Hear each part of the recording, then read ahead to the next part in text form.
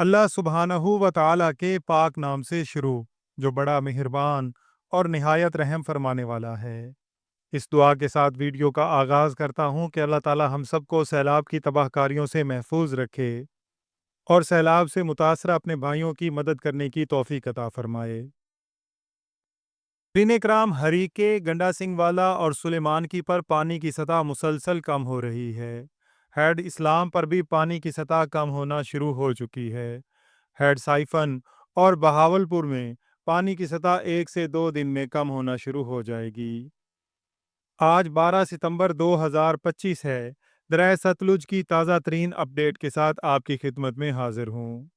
ناظرین کرام، گنڈا سنگھ والا پر پانی کی آمد 95,000 کیوسک اور اخراج بھی 95,000 کیوسک ہے۔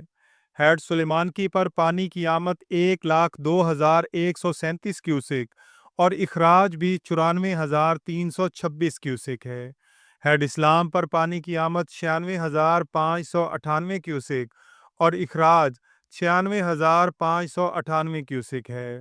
ہیڈ سائفن میلسی پر پانی کی آمد 1,14,556 کیوسک اور اخراج بھی 1,14,556 کیوسک ہے۔